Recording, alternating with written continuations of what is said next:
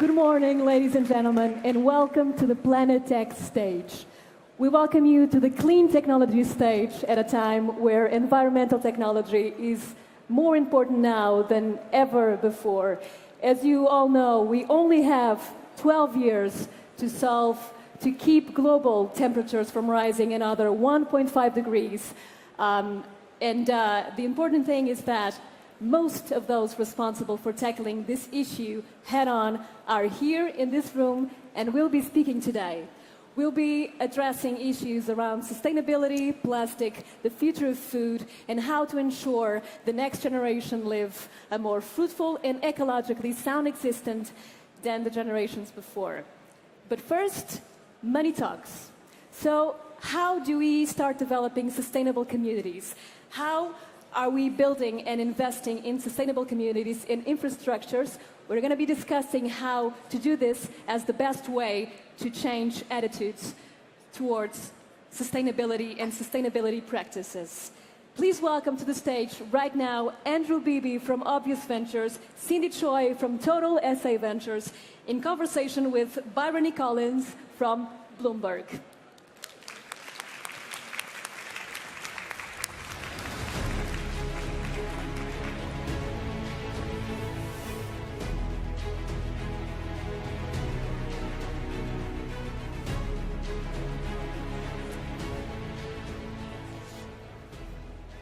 Hello, everybody. I'm very pleased to welcome to the stage Cindi Choi, partner at Total Energy Ventures, and Andrew Beebe, managing director at Obvious Ventures. Total Energy Ventures is the venture capital investing arm of Total, the oil company. It has invested around $400 million so far in the energy and mobility space. And Cindi is seeking to invest in startups that will be disruptive to Total's ecosystem in the years coming. Investments so far include STEM, a solar and battery storage company, and Tado, a smart thermostat company. Andrew is at Obvious Ventures, which is a VC fund based out of San Francisco. The fund looks to invest in companies that have a positive impact on the world. Investments include Proterra, an electric bus company, and Lilium, an electric vertical takeoff jet. So thank you both for joining me. My first question is, how do you go about selecting companies with a sustainability focus? What does sustainability mean to you, and how does that influence your investment strategy? It's a really nice question, Bryony. For us at Total Energy Ventures, sustainability is not just an energy issue. We believe we are committed to better energy at Total, and we are historically an oil and gas LNG leader, but now we are a leader in solar energy. So when we look for startups, we look at disruptive innovations to our current business models that can take us to the 2-degree carbon reduction, as well as looking at the future of energy mix. Great, thanks. Yeah, we invest across a broad array of areas in sustainability, from building systems to livable cities and modernized transportation systems. I don't know about anyone here, but I had a very, very long ride to get here this morning, and I was really wishing that Lilium, our vertical takeoff and landing electric air taxi, was in the market, because it would have been much faster. Companies like Lilium are transforming the mobility industry by fully electrifying it, but also making it a much, much better experience. On the ground, Proterra, an electric bus company, is transforming mobility across the United States, upgrading buses from dirty diesel to much cleaner systems like fully electric buses. But for us, sustainability starts with financial sustainability. So we look first and foremost for businesses that are building a better solution, not just a greener and cleaner solution, because we believe that that's what's going to persist long-term in the marketplace as we transition from these sort of older ways of doing business to much more modern, cleaner, connected businesses. Thank you. So what are the big environmental and energy questions left for startups to resolve, in your opinion? What are the difficult challenges we have yet to resolve to make our cities and our communities that we live in more sustainable and cleaner? Are there obvious loopholes that aren't being filled? So many. But thank you for using obvious in a sentence. I appreciate that. At Obvious Ventures, we look at cities as just a wide open canvas of investment opportunity because there are so many broken systems today. But the first one I would mention is just mobility, changing, a lot of people probably have been riding the Lime scooters around town. Businesses like that are really transforming short distances and then long distances. So I think mobility is going to see a wholesale swap out of the old way of doing business, and I think most of that transition is going to come from startups. The other thing that we see a lot of is that the energy mix is changing from centralized production to distributed. So meaning you're having rooftop solar, you're having electric vehicles behind the grid. So there's a lot of decentralized energy production in combination with the existing grid. What that means is then there's a difference in terms of figuring out how you manage those two different sources of energy. So at Total Energy Ventures, we've invested in a company called AutoGrid, which is a software platform for utilities to basically manage a lot of different types of assets behind the grid, whether it's meters, inverters, heaters, electric vehicle chargers, and they manage that on behalf of utilities. I'll just mention one other company in the building systems arena. We've spent a lot of time looking at the way we build and then operate buildings. We invested in a company a couple of years ago called Prefab, which is building net zero, LEED Platinum, or highly sustainable homes in a factory and delivering them on a truck. When we do that, we can deliver homes much faster with much higher predictability of quality and do it for a significant reduction from today's stick-built homes with about 40% less waste. So this is just upgrading old industries with newer, more efficient models. Plant just finalized a round of financing with Amazon, and we love the partnership for a lot of reasons, but we deliver these homes overnight. So I think Amazon sort of liked it because it was like Amazon Prime for housing. And that's just a better experience for customers. We don't make them overnight, but they get delivered overnight. And these are just better products, and they're much more sustainable, better for the planet. Thank you, Andrew. That's a really interesting company. I had a look at the website. So what do you look for when choosing to invest in a startup? What makes a particular company stand out to you? Is it a combination of good leadership and like a groundbreaking idea? Absolutely. So for Total, we are a strategic investor, which means we are the corporate venture arm of Total. We have a lot of assets at Total to be able to leverage and help grow a startup company, whether that's our 17,000 gas station, whether that's our 4 million direct retail energy customers. But we think about, when we look at these companies, who is helping us in the transition to the new energy mix, and who is going to be disruptive in terms of our business today, and then how can we help them grow? So of course we look at the team, and of course we look at the leaders in that team, and are they doing something differentiated that's going to be a big, significant driver in the new energy mix for us? Okay. Yeah, we do seed and A investing for the most part. So we're very early stage investors. We generally, looking at companies across the spectrum, we call it the 4 T's, but timing, TAM, tech, and team. And TAM, total addressable market, so just market size.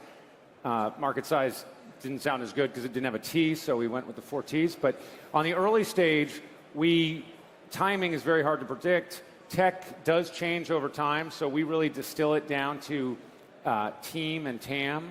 Huge markets with extraordinary founders. And in particular, the lens we look at for the founders is just values alignment. Values alignment for the type of fund that we are, the type of future that we think next generations want to see, full alignment in those founders. So we pay a lot of attention to the origin story and where they sort of derived their core mission as a business. Okay. And do you continue to have ongoing interaction with the startup as they develop? Is that important to you? Obviously. Totally.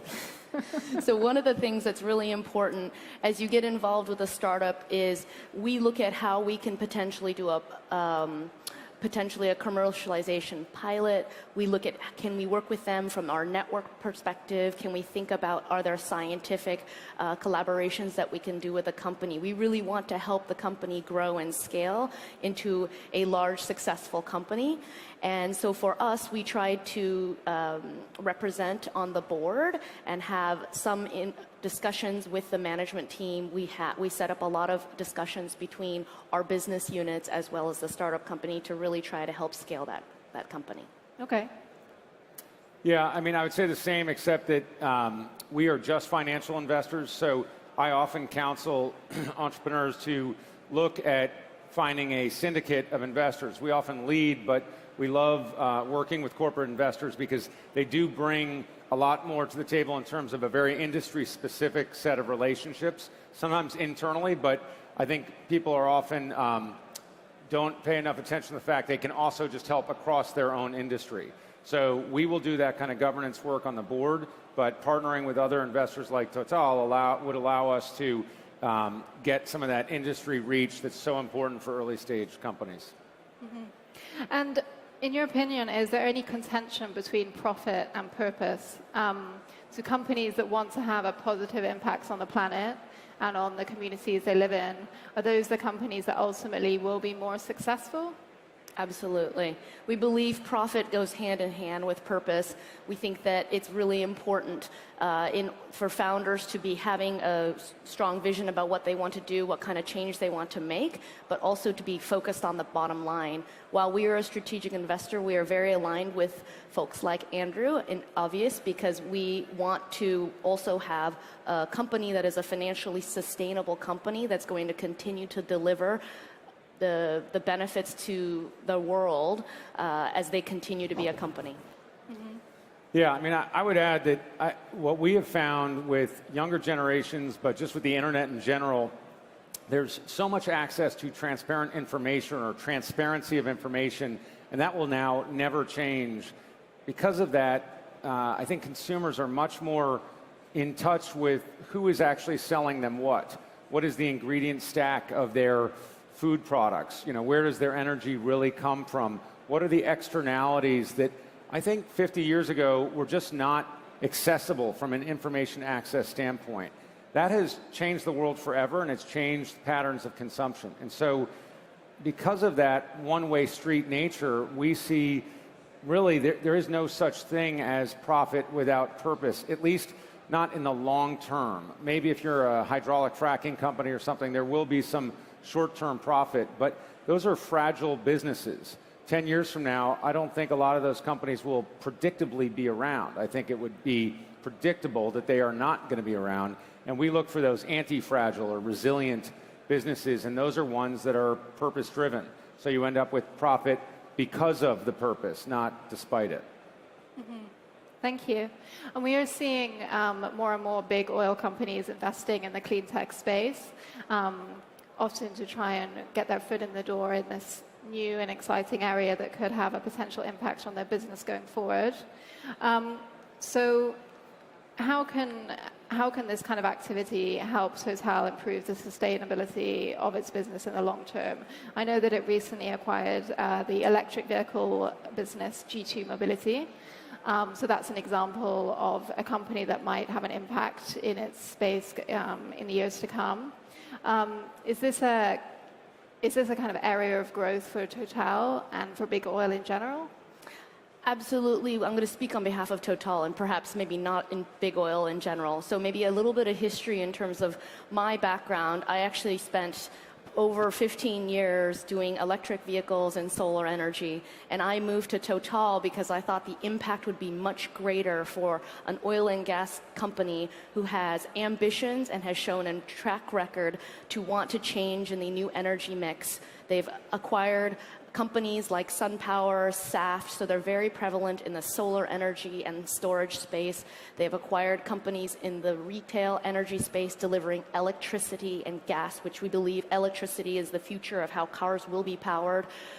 And also, we've been active in terms of electric vehicle charging and acquiring that. So the future of gas stations will no longer be just gas stations. They'll likely have solar on the roof, storage in the background, and also electric vehicle charging stations, maybe even hydrogen.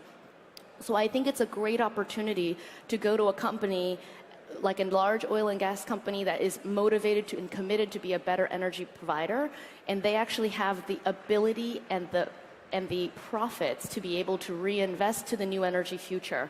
And just to give an example, for the solar energy has been going through a solar coaster, and it's been really tough in terms of finding bankruptcies and a lot of challenges. And one of the advantages of being at a company, an oil and gas company like Total, is they have 10 billion in profits, and a billion of that is spent in R&D, and a significant amount of that is spent on the new division that we call gas renewable power, and investing in new startups.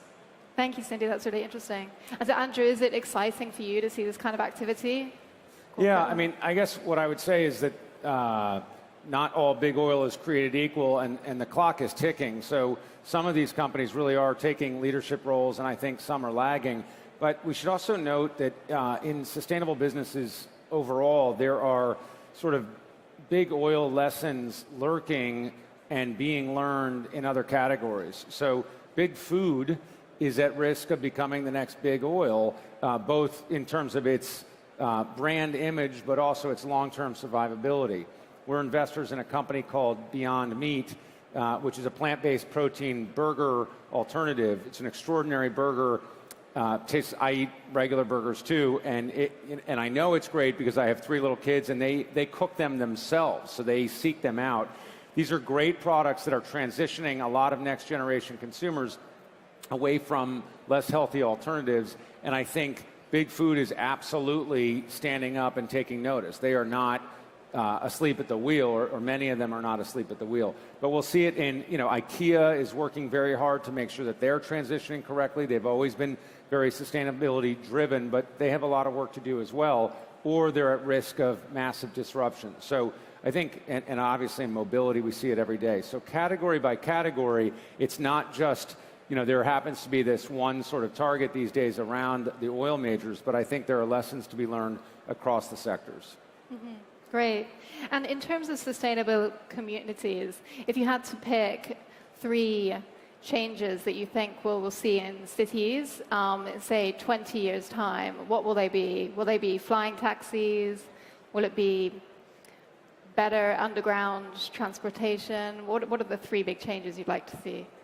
Well, I would love to see more flying taxis out there, but I actually think that electrification of the whole transportation system is going to be one of the major drivers. Today, we have 2% of new cars that are sold that are electric, and they expect by 2040 that number is going to be over 50%. And a lot of that growth is going to come in China, which is going to be really interesting. There's 2 million cars today. They expect in 2025 there to be 6 million. So the number of electric vehicles out there, both on the passenger, on the truck, and maybe on the flying taxi side, would be very significant in terms of how do we use energy. Our energy is now distributed. How do we transport around? And I think that mobility ecosystem is going to be a significant one that's impacting all of our lives on a daily basis. Okay. Yeah, I totally agree. I mean, I think cities are at war with carbon dioxide and with pollution, and I think much faster than people think we're going to see a full transition to electrified cities from a mobility standpoint, up and down, including vertically in the air. I think we're also going to see a lot more focus on distributed and localized generation, not just of electricity, but even of food and production within the city limits. And that's going to come from vertical farming. It's going to come from 3D printing and the ability to produce things much more locally. I would add one more thing, too, which I think is really part of a sustainable future. I think in cities we're going to see, we need to see and we need to solve the challenges of civic engagement and ways to not just be connected to our devices and our vehicles, but connected to one another. And we have seen some very promising work in that domain where we build a more civil society as part of a much more connected and clean society.